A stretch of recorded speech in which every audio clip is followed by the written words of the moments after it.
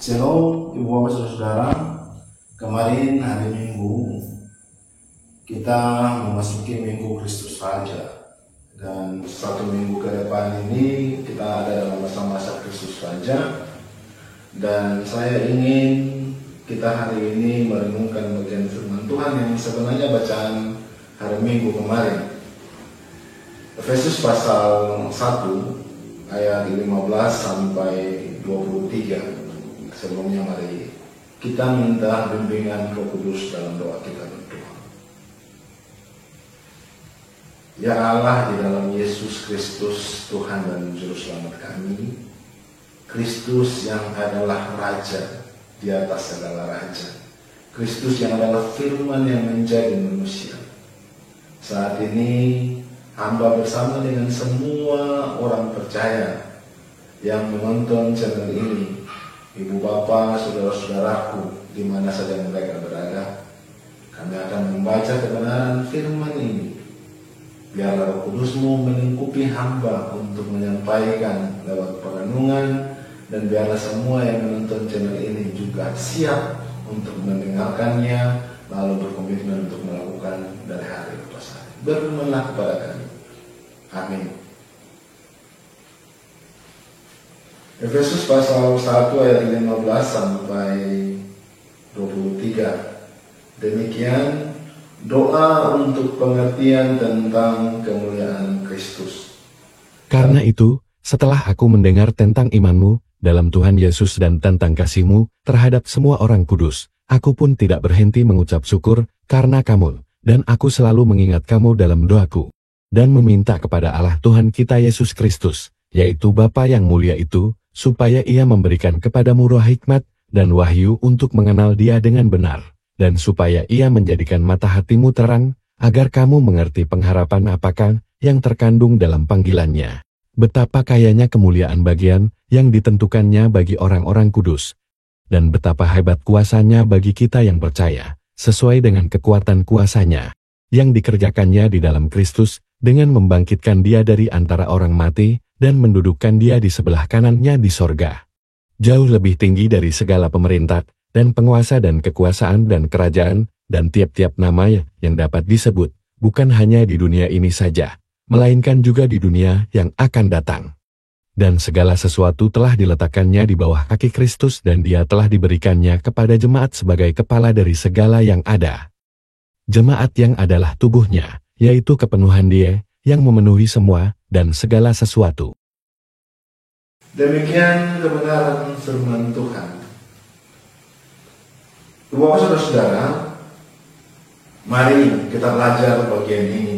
Saya mau mulai perenungan ini dengan memulainya di ayat yang ke-19.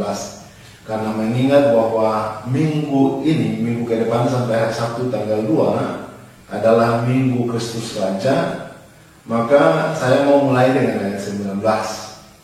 Saya baca sekali lagi. Dan betapa hebat kuasanya bagi kita yang percaya, sesuai dengan kekuatan kuasanya. Ibu Bapak saudara-saudara, dikatakan situ kehebatan kuasa Allah. Memang kuasa Allah itu memang sungguh-sungguh hebat. Tapi kita akan belajar sebelum saya gambarkan bagaimana hebatnya kuasa Allah. Jadi kata kuasa di sini, saudara, diterjemahkan dari kata dunamis dari bahasa Yunani, itu menunjukkan kepada kekuatan yang menggerakkan. Ada suatu kekuatan besar yang menggerakkan segala sesuatu.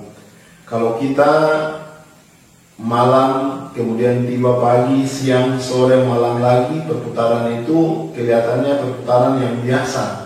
Tapi kemudian dalam hal ini kita meyakini bahwa itu ada kuasa yang menggerakkan. Dunamis itu ada kekuatan yang menggerakkan semua itu, sehingga apapun yang ada di jagat raya ini, semua yang ada itu berpusat pada Allah sang penggerak, saudara-saudara.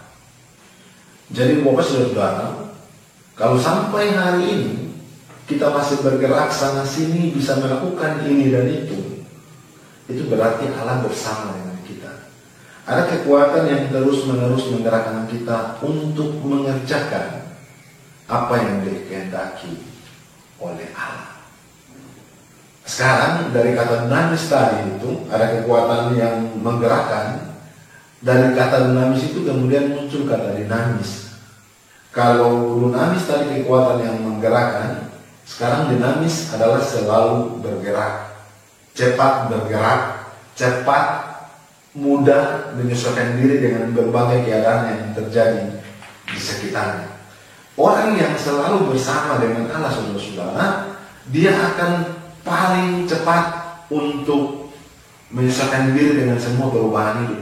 Ketika dia ada dalam keadaan senang, lalu ketika duka atau persoalan hidup, dia tidak serta-merta patah, menyerah, tidak. Dia fleksibel, dia cepat sekali untuk beradaptasi dengan kondisi itu. Tetapi dia selalu melibatkan Allah, karena dia tahu bahwa Allah akan memberikan kekuatan untuk dia bergerak sesuai dengan perputaran hidup yang ada itu, persoalan hidup yang ada itu, masalah yang menempa dirinya, masalah yang menempa dirinya. Jadi saudara-saudara, mari kita belajar bahwa siapapun yang hidupnya selalu berada dalam Allah, itu pasti hidupnya selalu dinamis. Kenapa? Karena Allah selalu menggerakkan dia untuk hidup berdasarkan pada kehendak Allah itu. Nah sekarang saya mau gambarkan soal bagaimana hebatnya kuasa Allah itu di ayat 19 tadi. Untuk melihat betapa hebatnya kuasa Allah itu, saudara-saudara, kita lihat ayatnya yang ke-20. Kuasa Allah diperkenalkan di sini dengan kebangkitan Yesus Kristus. Kebangkitan Yesus Kristus. Allah membangkitkan dia dari antara orang mati. Ini hebat, saudara-saudara. Tidak ada satu manusia pun mampu untuk menjelaskan ini kecuali dengan iman kita meyakini bahwa Allah yang penuh kuasa mampu melakukan, dan hanya Dia Allah satu-satunya yang bisa melakukannya, saudara. Sekarang kuasa yang diperkenalkan tadi saya bilang kebangkitan Yesus Kristus. Mengapa kuasa ini sangat hebat? Yang memang sungguh hebat. Dengan kebangkitan Kristus, saudara-saudara, dengan kebangkitan Kristus, maut telah dikalahkan. Seluruh manusia di muka bumi ini memiliki ketakutan terhadap kematian. Ibu bapak, saudara-saudara, dan saya pasti takut mati kan. Tapi kemudian kita bisa belajar dari sini bahwa ketakutan kita terhadap kematian memang mungkin orang bilang manusiawi. Tapi ketika engkau dan aku sama-sama mengaku Kristus adalah Tuhan dan Juru Selamat kita, sama-sama kita mengaku dan mengimani Dia, maka seharusnya kematian itu bukan lagi menjadi sebuah ketakutan. Kematian itu bukan lagi menjadi sebuah ketakutan, saudara. Tapi itu menjadi sebuah fakta bahwa ketika Kristus telah dibangkitkan dari antara orang mati, maka kuasa maut telah dikalahkannya.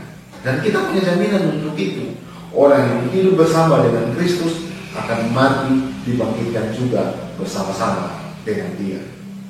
Jadi saudara-saudara, kita juga perlu mengerti dengan kebangkitan Kristus, kita mendapatkan sebuah fakta bahwa ternyata kematian itu dapat dikalahkan. Dan kuasa untuk menaklukkan kematian itu ada pada Kristus yang adalah Tuhan kita.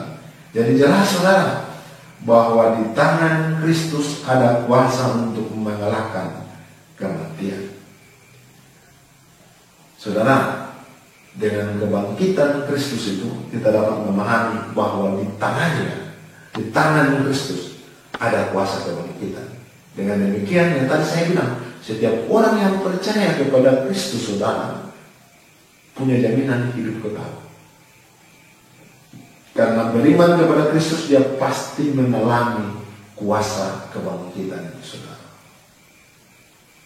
Seperti Kristus yang bangkit dari kematian, demikian juga orang-orang yang beriman kepadanya. Sekarang kita lihat ayat 22. Ayat 22.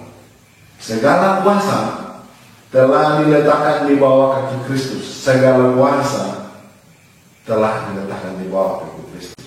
Di bawah, saudara, kita semua tahu bahwa di dunia ini ada macam-macam kuasa, ada banyak sekali kuasa. Orang sedang bilang begini, pemerintah sebagai penguasa.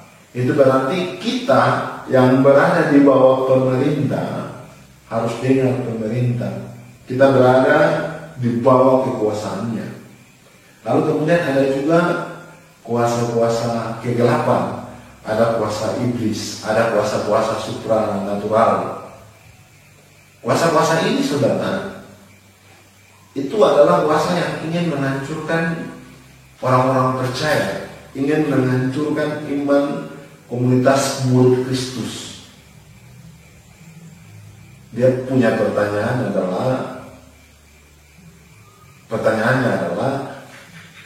sampai saat ini masihkah kita yang mengaku percaya, yang mengaku Kristen, tapi masih pakai kuasa-kuasa itu? Ada orang yang mungkin sampai sekarang masih percaya itu dengan arwah-arwah orang mati, bawa air di kubur kemudian minum, kalau sakit minum supaya sehat. Lalu kemudian ada yang kalau bepergian merantau jauh, lalu ada orang tua yang kasih mandi supaya katanya kebal terhadap orang yang berniat jahat terhadap kita. Pertanyaannya adalah, kuasa siapa itu? Kuasa siapa? Kuasa setan kan? Kuasa dirinya kan? Atau kuasa yang mana? Bapak saudara-saudara, kita menjadi orang Kristen, kita harus benar-benar memahami dan mengenal siapa Tuhan kita. Apa gunanya saudara dan saya mengaku saya Kristen, saya percaya Yesus, tapi kemudian hidup kita jauh daripada itu. Pengakuan kita di bibir saja, tapi kemudian aksi perbuatan kita dalam perjalanan hidup hari tidak sama sekali merepresentasikan murid Kristus. Itu berbahaya, saudara.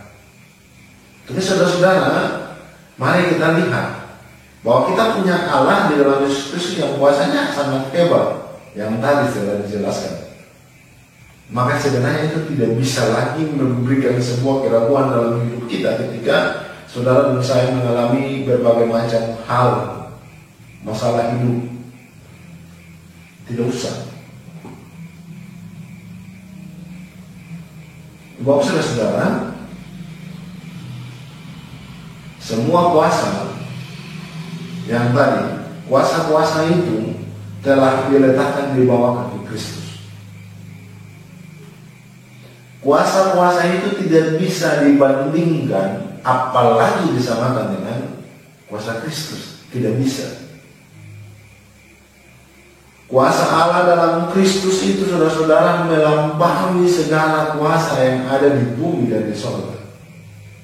Maka menjadi sangat jelas bagi kita bahwa Allah dalam Kristus adalah Tuhan satu-satunya yang harus dibawa saudara-saudara dan saya sembah dan muliakan. Selanjutnya kita lihat ayat 22, masih di ayat 22. Segala sesuatu telah diletakkan di bawah kaki Kristus. Kemudian Kristus juga telah diberikan sebagai kepala jemaat. Kristus diberikan sebagai kepala jemaat. Sekarang, tolong lihat, apakah di jemaat itu ada yang disebut kepala? Tidak ada. Di semua jemaat manapun tidak ada yang disebut kepala. Yang ada mungkin kepala angin, kepala batu, kepala melawan. Itu yang ada sikap-sikap jemaat. Tapi maksud di sini bukan yang itu. Jadi tidak ada kepala di dalam jemaat. Pendeta bukan kepala, majelis atau anggota jemaat bukan kepala, pastor bukan kepala. Siapapun dia, bagaimanapun statusnya, tidak ada yang namanya kepala di jemaat. Beda kalau misalnya di kantor ada kepala kantor, di dinas ada kepala dinas, di sekolah ada kepala sekolah, ya. Nah, yang kepala-kepala ini kalau dia bicara, yang di bawah mesti dengar, harus dengar, ya, harus dengar. Begitu pula seharusnya di dalam jemaat cuma satu kepala, yaitu Kristus, kepala jemaat. Kristus, kepala gereja. Kalau Kristus kepala, kita apa? Jemaat apa? Di ayat 23 dia gambarkan bahwa jemaat itu tubuh. Bayangkan saudara-saudara, Kristus menempatkan kita, gereja, jemaat sebagai tubuhnya. Jadi kalau yang tadi kepala sekolah, kepala kantor, kepala dinas, guru yang di bawah harus ikut, kita pun harus demikian. Apa yang Kristus suruh lewat gereja, lewat jemaat, kita harus buat itu. Tapi kadang-kadang kita ini tidak ikut yang kepala gereja bilang, malah kita lebih takut yang kepala dinas bilang, kepala kantor bilang, kepala sekolah bilang. Taraiko bisa berbahaya posisi, apalagi di dinas, apalagi bupati yang suruh. Kepala dinas berintakan anak buah di bawah. Ya harus ikut, kotaran bisa menunjukkan. Tapi kemudian itu sekaligus memberikan satu kesimpulan bagi kita bahwa kita lebih takut kepala-kepala itu daripada kepala gereja. Yang seharusnya yang harus kita takut itu kepala gereja. Kita telah diberikan sebuah penghargaan, penghormatan sebagai tubuh Kristus. Tidak terlepas mendapatkan jaminan, saudara. Mendapatkan penghormatan untuk menyampaikan Injil Kristus. Gereja kepada dunia. Gereja dipakai Tuhan. Itu luar biasa, saudara-saudara. Ya. Sekarang selain kita tubuhnya, kita tubuh Kristus, kita juga adalah mitra, saudara. Kita adalah mitra Kristus, kita adalah kawan sekerjanya. Kita melakukan apa yang Kristus perintahkan, bukan yang Kristus tidak perintahkan. Karena itu salah satu bahaya dalam hal berorganisasi, saudara-saudara. Kita sebagai gereja cenderung berada pada suatu organisasi, lalu kita mengabaikan persekutuan jemaat. Kita cenderung berpusat pada komando, berpusat pada kekuasaan, lalu kita mengabaikan hidup dan damai sejahtera. Jadi segala keputusan saudara-saudara yang kita ambil harusnya berpusat pada keinginan Roh Kudus, peran Roh Kudus, yaitu hidup dan damai sejahtera itu. Bapak saudara, makanya sebagai gereja seharusnya yang kita kedepankan adalah apa yang menjadi keutamaan misi Kristus. Injil diberitakan, menjaga persekutuan jemaat, menciptakan damai sejahtera. Bukankah itu kerinduan kita? Lalu kemudian mari kita lihat saudara-saudara. Tadi saya mulai dari ayat 19, kita lihat ayat 15 sampai 18. Bahwa ternyata jemaat di Efesus adalah jemaat yang sangat ideal. Paulus sangat bersukacita, bersyukur karena apa? Karena jemaat di Efesus berhasil menempatkan hidup yang sangat baik, berhasil untuk mempertahankan iman mereka kepada Kristus, kasih mereka kepada Kristus, lalu kemudian juga kasih mereka terhadap sesama. Makanya Paulus mau dan terus mengingat mereka dalam doa. Paulus minta kepada Allah supaya roh hikmah diberikan kepada mereka, supaya mereka diterangi oleh Roh Kudus, supaya mereka bisa benar-benar mengenal Tuhan yang benar. Sekarang pertanyaan menarik bagi kita, apakah kita mengenal Tuhan yang benar? Apakah kita mengenal Kristus yang benar? Semua boleh dengan mudah mengatakan saya kenal, apalagi saya orang Kristen, tentu saya kenal Kristus. Tapi kemudian hidupmu menampakkan pengakuanmu atau tidak, itu jadi soal semua. Orang Kristen banyak bilang kita Kristen, tapi kemudian hidupnya jauh dari kekristenan. Ibu bapak, siapa yang tidak kenal Mahatma Gandhi, seorang tokoh besar agama Hindu? Saudara, dia bilang apa? Ini sebuah hal yang kemudian menjadi kritikan yang sangat serius bagi kekristenan. Karena apa? Dia bilang begini, dia seorang agama Hindu yang sangat-sangat mengimani ajaran Kristus. Saudara, dia hampir masuk Kristen, tapi kemudian ketika dia melihat kehidupan kekristenan itu tidak sama sekali merepresentasikan pengakuan iman terhadap ajaran-ajaran Kristus, terhadap Kristus itu. Makanya Mahatma Gandhi bilang apa? Lebih baik aku tetap menjadi Hindu, tapi aku tetap mengimani ajaran Kristus, daripada saya menjadi Kristen tapi saya tidak menunjukkan ajaran Kristus dalam hidup hari lepas hari. Saudara, kritikan tajam kan? Lalu kita yang klaim diri sampai sekarang, kita Kristen, kita pengikut Kristus. Iya, benar, hidupmu menampakkan cara hidup Kristus. Hidupmu menampakkan engkau sebagai murid Kristus yang benar-benar melakukan apa yang diperintahkan oleh Kristus. Bahwa engkau adalah tubuhnya, engkau adalah mitra kerjanya, Yesus adalah kepala, dia yang memerintahkan, kalau saudara mengerjakan. Sudah, itu jadi refleksi bagi kita. Jemaat Efesus berhasil menunjukkan cara hidup. Mereka berhasil benar-benar mengenal Allah di dalam Kristus, sehingga iman mereka tetap dijaga. Kasih mereka tetap dibagi untuk sesama orang percaya dan semua orang.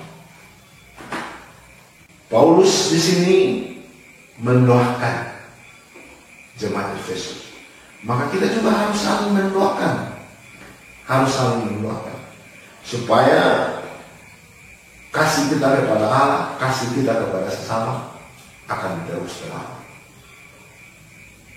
Minggu Kristus Raja, saudara-saudara, hendak memandangkan bahwa Tuhan Allah dalam Yesus Kristus, dia adalah Raja atas alam semesta ini. Dia yang punya kuasa, dia yang punya dinamis itu, yang menggerakkan segala sesuatu. Dia adalah pusat dari segala sesuatu yang hidup di bumi dan di surga.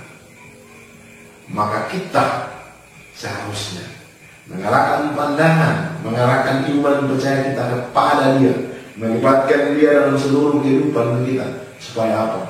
Supaya dalam perjalanan hidup kita, dengan berbagai hal yang kemudian nanti kita hadapi, kita tetap ada dalam satu kepastian, Allah Sang Penggerak sejati akan turut bersama-sama dengan engkau dalam gerak langkah hidupmu, dalam perjalanan keimanan saudara-saudara dan saya, untuk tetap mempertahankan iman percaya kita kepada Allah, untuk tetap merawat damai, untuk tetap membagi kasih, supaya sempurna apa yang Tuhan mau, yaitu hidup yang penuh dengan damai sejahtera, hidup yang penuh dengan kasih, hidup yang disenangi dan diberkati. Bapak saudara,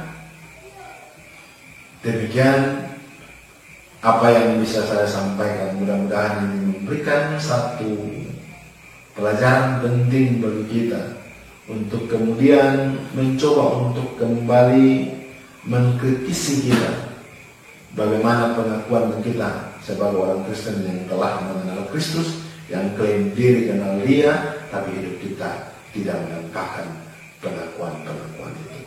Selamat berefleksi. Tuhan Yesus memberkati. Shalom.